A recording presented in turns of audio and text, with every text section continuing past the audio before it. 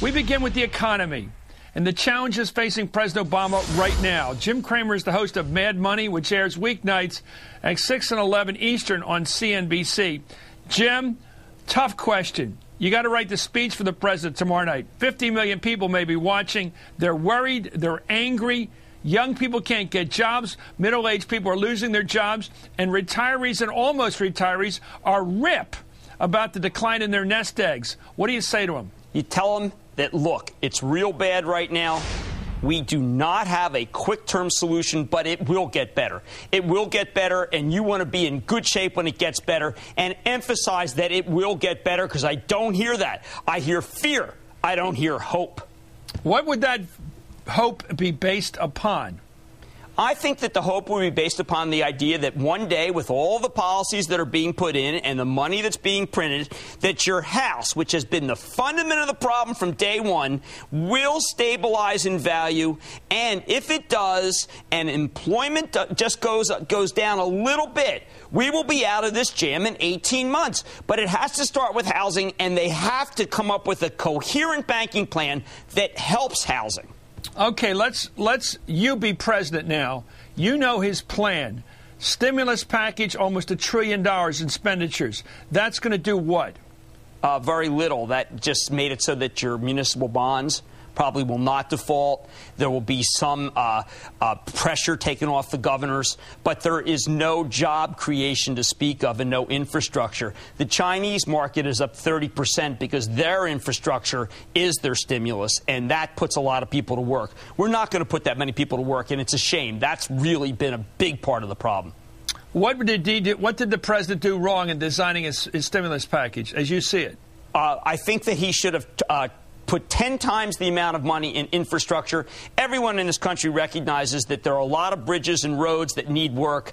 It was a natural to do. It would have put a lot of people to work in the industrial sector and made people feel like jobs could be plentiful in an area that's decimated by autos. Okay, more infrastructure would have helped. Let me ask you about the housing plan he has. What does that do, and will that solve the problem? No, it will not. It will not. He has to, first of all, get out of the class warfare game. He has to offer a U.S. government solution, not just to people who are defaulting on the mortgage, but to everybody. The idea that I want, that I'm going to be talking with Sheila Bair, who's terrific from the FDIC, is 4% interest rate nationwide. You can refinance or you can get a mortgage at those prices. That will take a lot of the supply off the table. You must cut principal. You cannot do it with interest. People have been defaulting within 6 months if you just cut the interest.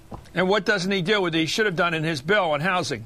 Well, what he should have done is said that we can help everyone, that we will not just help the people who overextended themselves that you may not care to help. We will help you, too, because if we can stabilize housing, your house is going up in value, and you will be able to spend again. Why he didn't focus on that and why he only focused on the people who are now considered to be ne'er-do-wells because the wrong debate is being framed is beyond me. He should have been inclusive. Let everyone benefit. Okay, so he should have reduced the interest rate for everyone who has a mortgage down to 4%. Right. He should have begun to reduce the principal people owe because it's too high for people to handle, and he should have covered everyone who's a home mortgager, right? Boom. That would have done it. You wouldn't have this kind of pocket rebellion that's going on. You wouldn't have class warfare where the people who have been good are saying, how can we help the bad? That would have been a way to get the foreclosure pool down big. There's only 400,000 homes that are going to be built this year, Chris. That's down from 2 million homes 3 years ago. We would have taken care of the supply, the demand would have gone up with those interest rates, and we would solve the biggest piece of the puzzle, which is house price depreciation. But he only addressed interest changes. You cannot. People are just going to default again 6 months from now if you don't cut principal. Okay, the other leg in this school is banking.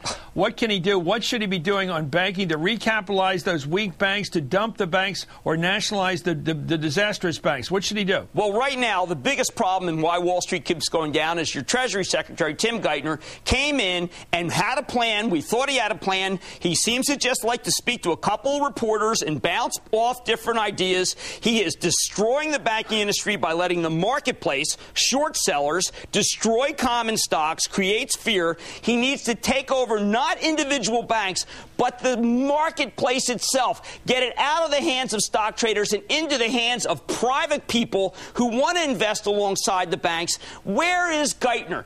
We are playing, not waiting for Godot. We've been waiting for Geithner. He has severely let the people down, and he is the problem right now on Wall Street. Okay, so you've sized it all up. There's not enough infrastructure in the stimulus package. There's not enough. The interest rates have to be drawn in the housing right. package. Interest rates have to come down across the board to 4%. There has to be a reduction in principal and has to cover everybody. And he needs to get a new Secretary of the Treasury. You're pretty tough. I want to win. I want the country to win. I see the country losing. Okay, well, I'm not sure he's going to address all those points tomorrow night, Jim, but I'm sure his people have heard you right now. Thank you very much, Jim Cramer. Chris. Thank you for By the way, chance. Mad Money airs weeknights at 6 and 11 Eastern on CNBC. Let's bring in the University of Maryland economist and business professor Peter Morici. Peter, I want to ask you the same questions, Professor, and those are, starting with this, what should the president say tomorrow night? Well, certainly he should start to talk confidently. He's talking down the economy but not offering hope. It's okay to outline the problem, but you have to offer solutions. We know what the problem is. People aren't spending enough money in America. We import too much, and too many people have lost their jobs. Unfortunately, the stimulus package was a great buffet for the Democratic majority in the House to plop in all those social programs they've missed for the last 10 years, and they forgot all about infrastructure, maybe $100 billion. If I were Treasury Secretary... Hold on, Professor.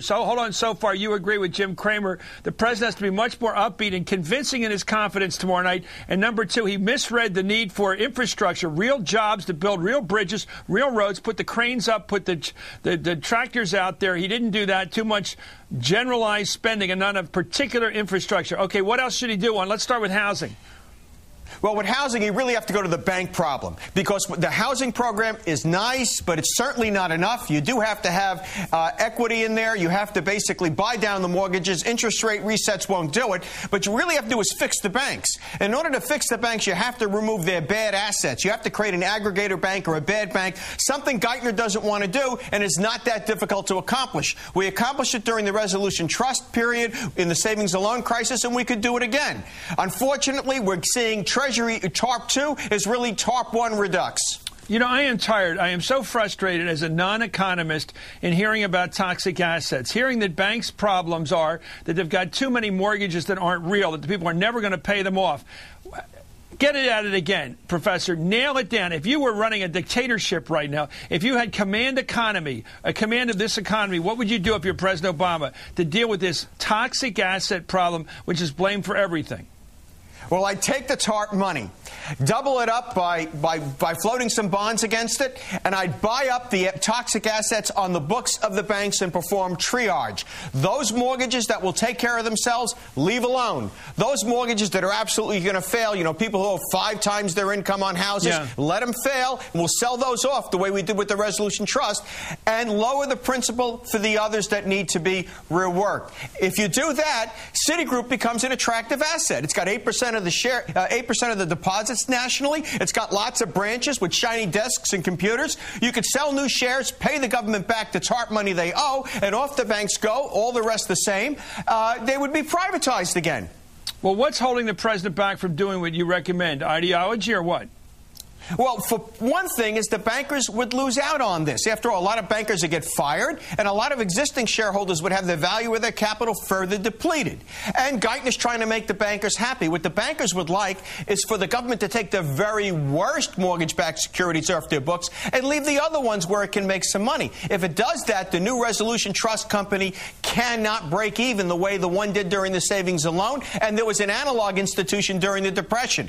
You have to disappoint the bankers, but let's remember, Tim Geithner, a man without ideas, is the former president of the New York Fed. He's just too much a part of that culture the way Hank Paulson was. Okay, Professor Morici, thank you, of Maryland University. Thank you. So we've got a consensus here, and here it is. We've got to do something about true infrastructure spending, bridges, roads, get some shovels moving, build things, shovel-ready projects. Too much generalized spending in that stimulus package, not enough real job-creating infrastructure. We got to deal with the housing problem. We got to reduce the interest rates and reduce the principal. These people are never going to pay off their mortgages. Number 3, we got to get rid of Geithner. These guys are tough. Thank you, Peter Morici. Thank you, Jim Cramer.